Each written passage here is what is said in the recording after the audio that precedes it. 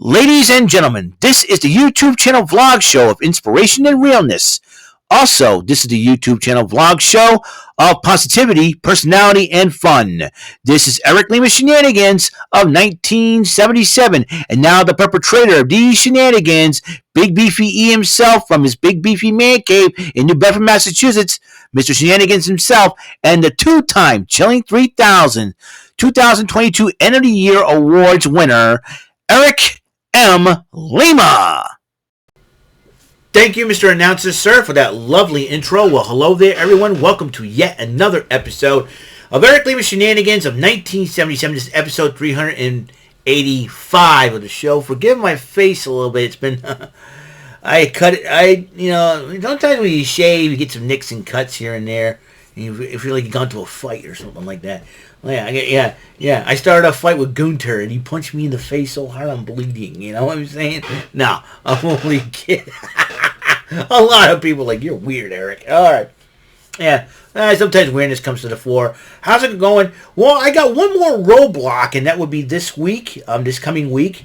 Rumor has it we might have a winter storm upon us, but I'm checking the weather for the 10-day forecast. It may change a little bit, but it seems to me that we're probably not going to get a whole lot because it's still in the upper 40s, and we've been doing pretty good winter weather wise here. So that could change next week. They say it's over the weekend until Tuesday morning at least. So I'll take that if that's the case. Could be a little minor roadblock here and there, but then I have a meeting at my job.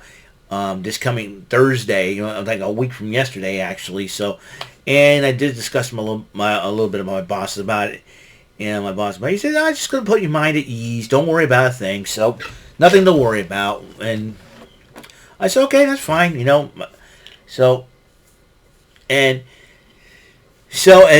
would be the only roadblocks that's been happening this in the upcoming week, until we go into my vacation. So I am excited about my vacation. That's going to be the cool part of this. But before we get to all that, we have a lot to do as far as this YouTube show is concerned. I got to talk about what happened on Impact, and plus I got a couple of packages that came in. We'll do that in the next episode. Another episode of Virtually Purchase Acquisitions. And also, got to play some Bullseye, because today is Fearless Friday, or Friday, if you're getting paid. Got to play some Bullseye, the game of strategy, luck, knowledge, and daring.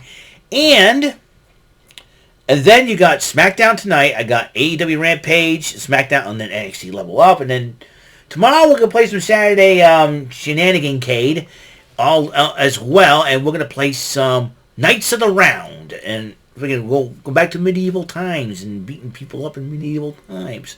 So, I did have a go at it, so I did have a little go at it. So yeah, forget my face. I'm all cut up and stuff, and I think I have sensitive skin, man. Let me tell you. Man, I probably have sensitive skin. Like we're going with beer now. It makes me look old. I don't want to look old. All right. Anyways, let's start off. Let's talk about some Impact Wrestling. What happened last night on the 23rd of February.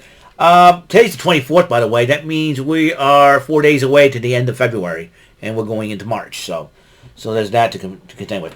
The Motor City Machine Guns in a non-title matchup, because they are not only the Impact World Tag Team Champions, but the New Japan Pro Wrestling Strong Tag Team Champions. They face the team of Jonathan Gresham and Speedball Mike Bailey. That will be happening tomorrow night in the Countdown to No Surrender. And it was a heck of a matchup, and Jonathan Gresham and Mike Bailey worked well as a team, and they ended up, but No More City Machine Guns, Chris Sabin and Alex Shelley, ended up winning the non-title matchup. Then they have a Josh Alexander, Rich Swann promo about the world title that's going to happen tomorrow night, actually tonight, and No Surrender.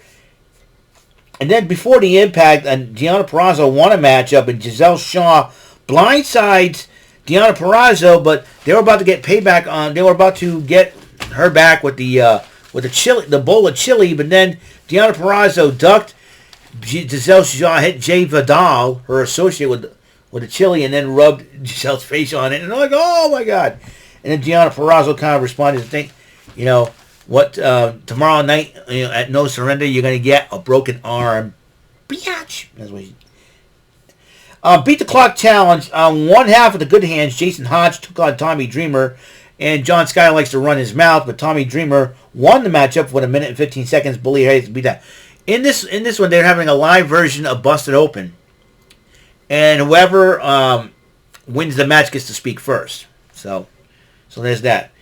Joe Hendry did a meet and greet with fans and talked about who's going to win and the dot combat match and everything else. And really nice guy, Joe Hendry. And I think it was Jen Alexander, Josh's wife, got a selfie because did she pay for this? Did she pay for it? He was joking that it's like it's got to be Josh Alexander's wife. Really funny. Anyways, continuing on, Taya Valkyrie, 1/3 of the Death Dolls, will be defending those Knockouts tag team titles alongside Jessica and Rosemary as they go up against the Hex. That'll be the team of Allison Kay and Marty Bell, former NWA Women's World Tag Team Champions. And the match was going good until Marty Bell provided the distraction. Allison Kay took advantage of the situation and won the matchup. And then Rich Swann went to go apologize about the super kick to the face. He goes, "Hey, listen, you don't need to apologize, man. You don't have anything to do it on purpose." And then Rich Swann kind of like looking at him because when you say I don't have it in me, it's a slap across the face. He said, "I'm going to bust my butt and I'm going to try to get this world title back." Josh Alexander kind of nodded his head like, "This is the Rich Swann I wanted to see." Then Steve Macklin interrupted things, and then him and Rich Swann started getting into it. Josh Alexander tried to separate, but then Rich Swann says, "Get off me." And then they went at it again. Josh Alexander's like, "Fine, So be respectful of that one. Security came in and separated the two of them. And then the team of Frankie Kazarian and Yuya Uemura went on against the team of Diener and Callahan of the Design. And during the matchup, though, Callahan was in control. But then, when Diener says, "I want to tag," and then when they go tag, went boom, he pulled his hand back, jumped down from the ring apron, and Callahan tapped out to the Kazarian's crossface chicken wing, which gave Kazarian and Uemura to win the matchup. And then Mickey James and Jordan Grace cut a promo about what happened at Hard to Kill. And he says, "Well, I'll give Jordan Grace her a rematch." And then Monster Slamovich says that I think it doesn't matter. I'll walk out with the Knockouts title, basically.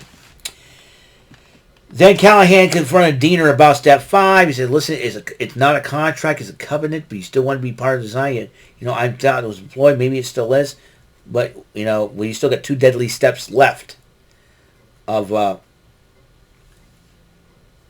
2 deadly steps left to join the design, to officially become a member, because you don't choose the design chooses you. So, we'll find out what happens when Big Khan faces Frankie Kazarian. Then another Beat the Clock challenge. Bully Ray has to beat Bhupinder Gujar in less than 1 minute and 15 seconds. And as he was staring down some kids, Robert Irvine, not only a celebrity chef, also the husband of TNA Knockout legend and Hall of Famer Gail Kim, was staring down Bully Ray. Don't give Bully Ray any ideas, Mr. Irvine, because Gail Kim may end up being put through a table if Bully Ray has his way. And I don't want to advocate that. The last thing I want to do is advocate for Bully Ray.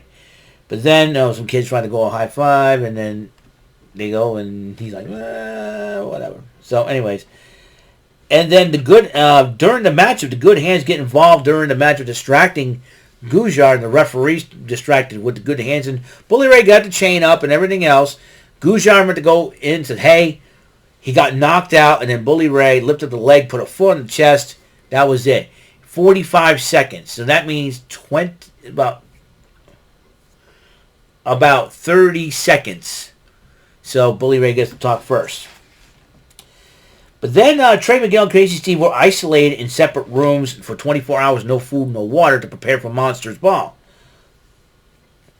And then Gujar, sat down with kind of a little downtrodden Dreamer. Goes, hey, hey, I'm really sorry. It's not, listen, sorry you got cheated, but it's not how much you fall, it's how much you get back up. You good?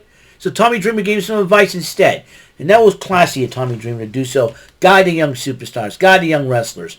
Tommy Dreamer's the man. That's all I gotta say about that. And then Black Taurus, one security guy trying to tell Crazy T we're ready. Black Taurus grabs the guy, boom, one side, and opens up, oh, we're ready to go.